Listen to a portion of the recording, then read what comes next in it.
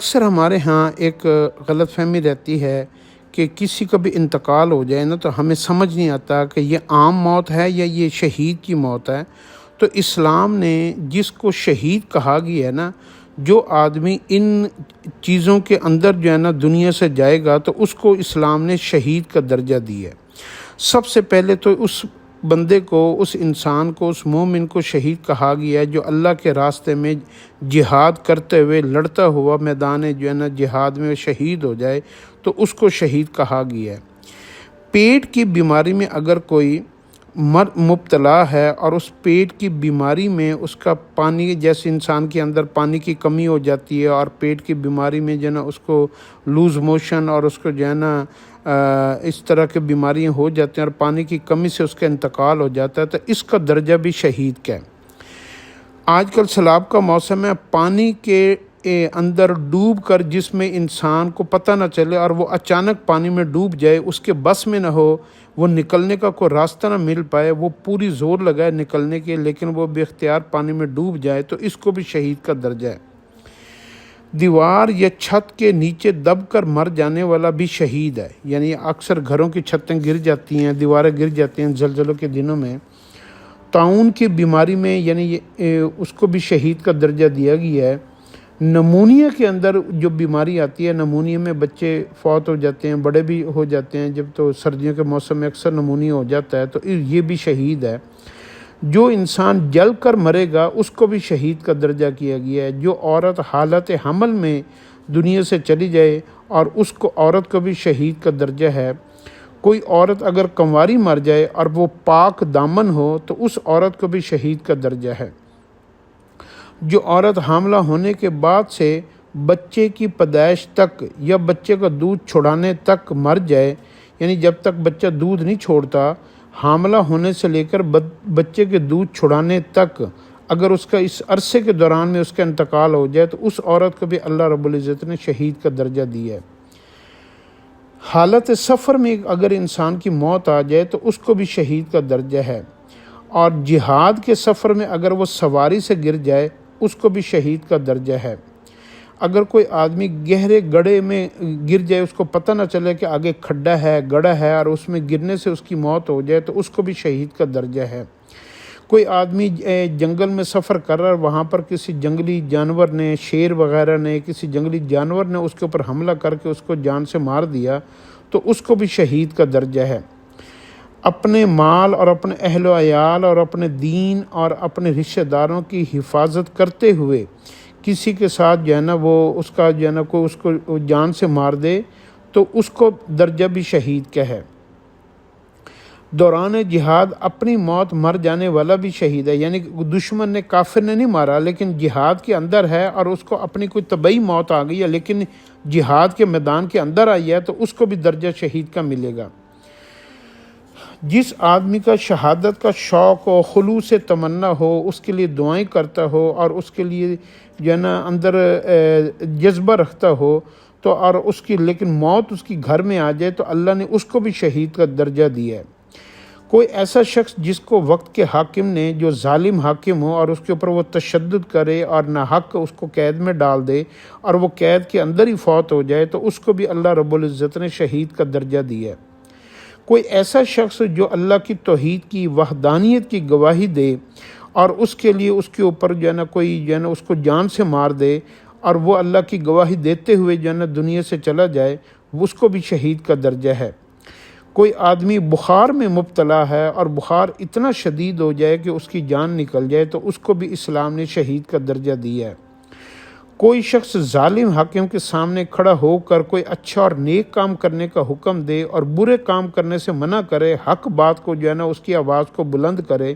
اور اس دوران میں وہ ظالم اس کو مار دے تو اس کا درجہ بھی شہید کا ہے۔ جو شخص گھوڑا یا اونٹ یا کسی بھی جانور کے پاؤں کے نیچے روندا جائے اور اس کے اندر اس کا انتقال ہو جائے تو اس کا بھی درجہ شہید کا ہے۔ زہریلے جانور اگر کوئی کاٹ لے اور اس سے اس کا انتقال ہو جائے تو اس شخص کا درجہ بھی شہید کا ہے۔ کوئی پاک باز، نیک، پرہیزگار نوجوان ہو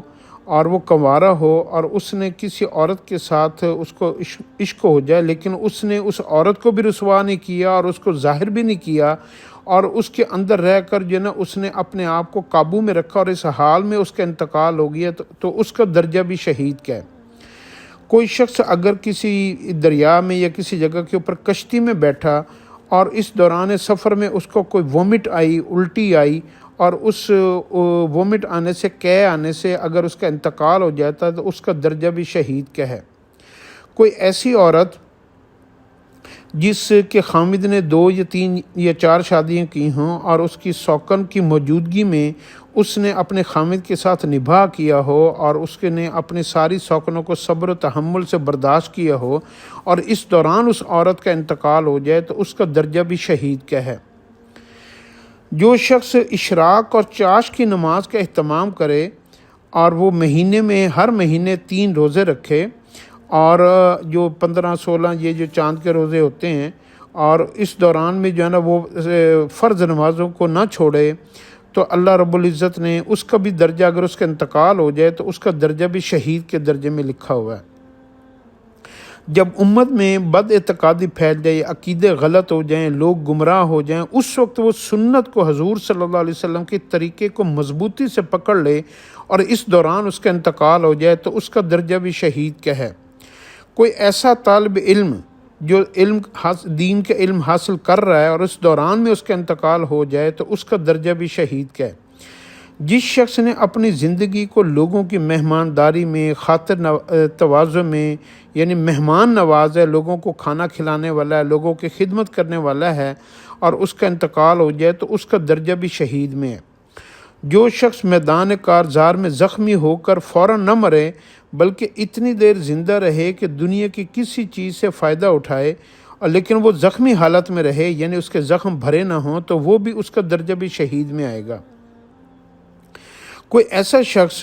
جس کے گلے میں پانی، کبھی کبھی ہم پانی کا گھونٹ لیتے ہیں نا، تو پانی بھی حلق میں کبھی کبھی پھنس جاتا ہے، اور اس کے دم گھٹنے کی وجہ سے جو ہے نا وہ اس کا انتقال ہو جائے تو اس کا درجہ بھی شہید میں ہے۔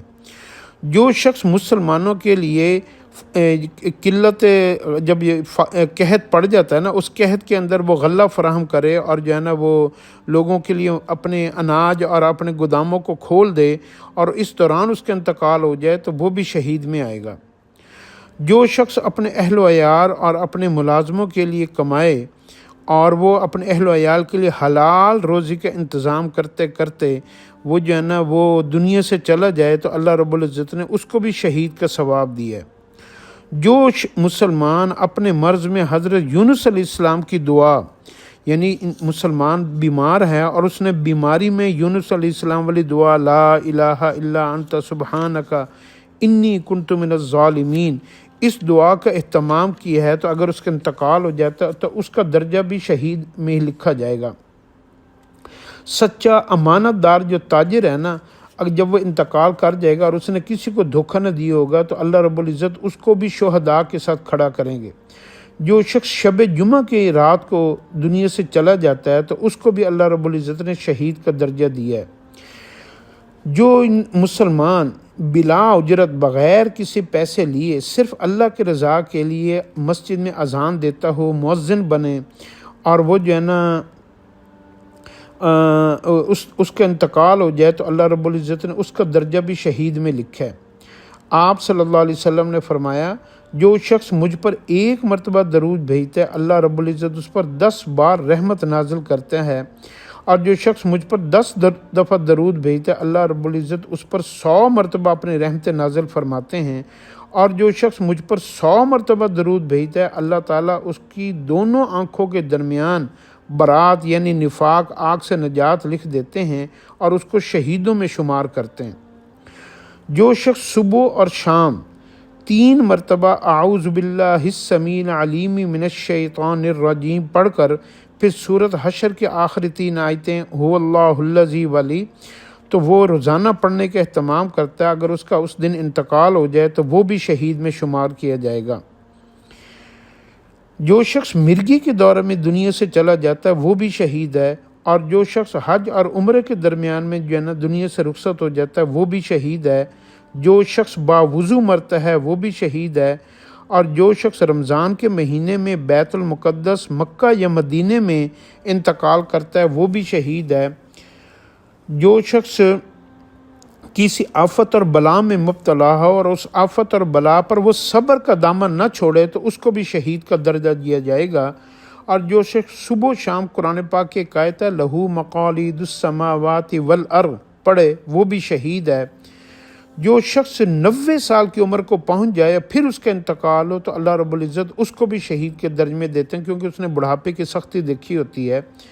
جو شخص آسیب زدہ ہو کر مرے، یعنی جس کے اوپر جنات سایہ اور اس کو تکلیف دیتے رہیں اور اس دوران اس کا انتقال ہو جائے تو وہ بھی شہید ہے۔ کوئی شخص اس حال میں مرے کہ اس کے ماں باپ اس سے خوش ہوں،